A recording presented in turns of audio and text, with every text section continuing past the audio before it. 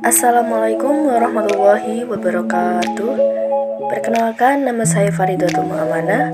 Di sini saya akan membahas tentang yang pertama, Al-Quran dan ruang lingkupnya. Yang kedua, kedudukan hadis, ijma' dan qiyas.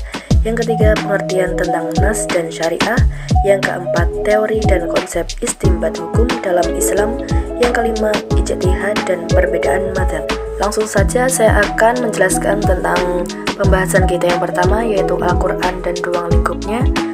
Al-Quran adalah kalam Allah yang tiada tandingannya atau mukjizat yang diturunkan kepada Nabi Muhammad SAW, ditulis dalam mushaf-mushaf yang disampaikan kepada kita secara mutawatir, serta mempelajarinya merupakan suatu ibadah, dimulai dengan surat Al-Fatihah dan ditutup dengan surat An-Nas. Ditinjau dari segi bahasa atau etimologi, Al-Quran berasal dari bahasa Arab yang berarti bacaan atau sesuatu yang dibaca berulang-ulang.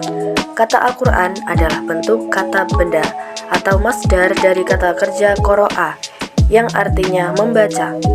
Konsep pemakaian kata ini dapat juga dijumpai pada salah satu surat Al-Quran sendiri.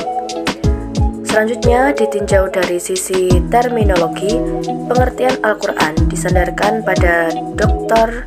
Subhi Salih yang mendefinisikan Al-Quran sebagai kalam Allah yang merupakan mukjizat yang diturunkan kepada Nabi Muhammad dan ditulis dalam mushaf serta diriwayatkan secara mutawatir dan membacanya termasuk ibadah.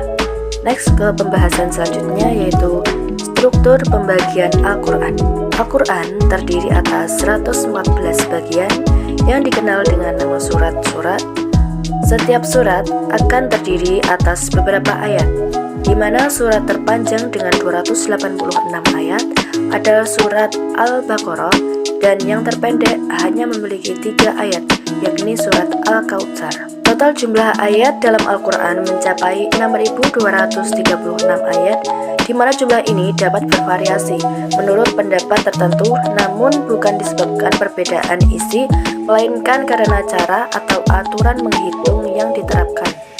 Surat-surat yang panjang terbagi lagi atas subbagian yang disebut dengan ruku yang membahas tema atau topik tertentu. Dalam skema pembagian lain, Al-Quran juga terbagi menjadi 30 bagian dengan panjang sama yang dikenal dengan nama juz. Pembagian ini untuk memudahkan mereka yang ingin menuntaskan bacaan Al-Quran dalam 30 hari atau 1 bulan. Pembagian lain yakni manzil memecah Al-Quran menjadi 7 bagian dengan tujuan penyelesaian bacaan dalam 7 hari. Kedua jenis pembagian ini tidak memiliki hubungan dengan pembagian subjek bahasan tertentu. Kemudian dari segi panjang pendeknya, surat-surat yang ada di dalam Al-Quran terbagi menjadi 4 bagian, diantaranya sebagai berikut. Surat-surat yang terdapat di dalam Al-Quran juga dibagi menurut tempat diturunkannya. Setiap surat dapat dibagi atas surat-surat Makkiyah atau surat Makkah dan Madaniyah atau surat Madinah. Pembagian ini berdasarkan tempat dan waktu penurunan surat dan ayat tertentu, di mana surat-surat turun sebelum Rasulullah hijrah ke Madinah digolongkan surat Makkiyah, sedangkan setelahnya tergolong surat Madaniyah. Next ke pembahasan selanjutnya, yaitu kedudukan Al-Quran sebagai sumber hukum. Banyak argumentasi yang menunjukkan bahwa Al-Quran adalah wahyu Allah dan merupakan mukjizat yang mampu menundukkan manusia dan tidak mungkin mampu untuk ditiru. Ulama sepakat bahwa Al-Quran memiliki uslub atau gaya bahasa yang tinggi. Abu Bakar Muhammad Al-Baqilani atau ahli fikih menyebutkan bahwa sesungguhnya susunan kata-kata Al-Quran itu sangat indah dan unik serta istimewa. Lanjut ke pembahasan selanjutnya, yaitu kedudukan hadis, ijma' dan qiyas. Pengertian sunnah dan hadis. Dalam Islam, kata sunnah dalam bahasa Arab berarti jalan atau tradisi yang disandarkan kepada Muhammad Rasulullah. Istilah ini menurut pengertian para muhadisin identik dengan hadis, meskipun sebagian ulama membedakan keduanya, yaitu hadis adalah catatan tentang perbuatan, perkataan, dan takrir Nabi, sedangkan sunnah adalah perbuatan, perkataan, dan takrir Nabi yang asli. Pengertian hadis secara etimologi berarti baru. Seperti dalam kalimat Allah qadim mustahil hadis. Hadis juga disebut dengan dekat, seperti hadisur ahdi bil Islam, atau khobar seperti yang berarti berita, yaitu sesuatu yang dipercakapkan dan dipindahkan dari seseorang kepada orang lain. Selanjutnya yaitu pengertian dan medan ijtihad. Menurut bahasa, ijtihad berarti pengarahan segala kemampuan untuk mengerjakan sesuatu yang sulit. Pengertian ijtihad menurut bahasa ini ada relevansinya dengan pengertian ijtihad menurut istilah, di mana untuk melakukannya diperlukan beberapa persyaratan, dan di sisi lain ada pengertian ijtihad yang telah digunakan para sahabat Nabi. Mereka memberikan batasan bahwa ijtihad adalah penelitian dan pemikiran untuk mendapatkan sesuatu yang terdapat pada kitabullah dan sunnah Rasul. Dengan demikian, ijtihad merupakan perbuatan yang dibebankan kepada para ulama untuk menetapkan hukum terhadap persoalan-persoalan baru dalam kehidupan umat muslim apabila tidak diketemukan dalil hukumnya di dalam Al-Quran maupun hadis Nabi. Usaha ijtihad ini dapat dilakukan melalui dua metode, yakni qiyas dan ijma'. Ijma' dan qiyas sebagai sumber hukum Islam. Apabila rukun ijma' yang 4 itu telah terrealisir, maka hukum yang telah disepakati itu menjadi undang-undang syara yang harus diikuti dan tidak boleh ditentang.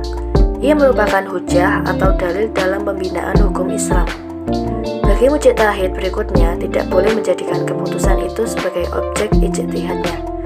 Karena hukum yang telah ditetapkan mengenai suatu kejadian dengan ijma' adalah hukum syara' secara pasti.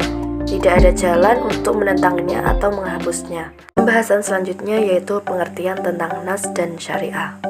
Nas menurut bahasa adalah munculnya segala sesuatu yang tampak. Secara istilah, nas berarti lafadz yang memiliki petunjuk yang tegas. Yang kedua, syariah.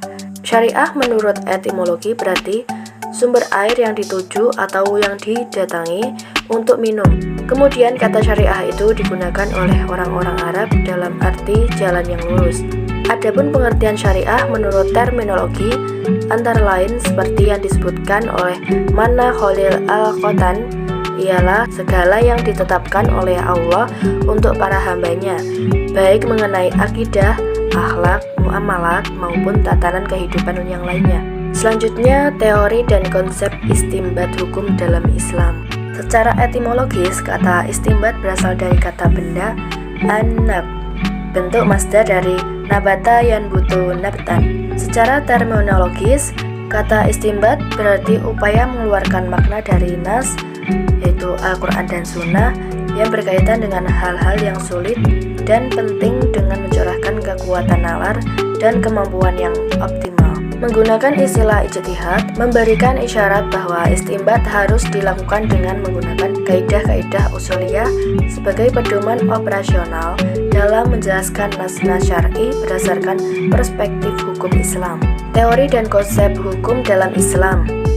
Secara garis besar, metode dalam kaidah yang digunakan untuk melakukan istimbat hukum diklasifikasikan menjadi dua, yaitu melalui pendekatan kebahasaan dan pendekatan makna atau ruh nas.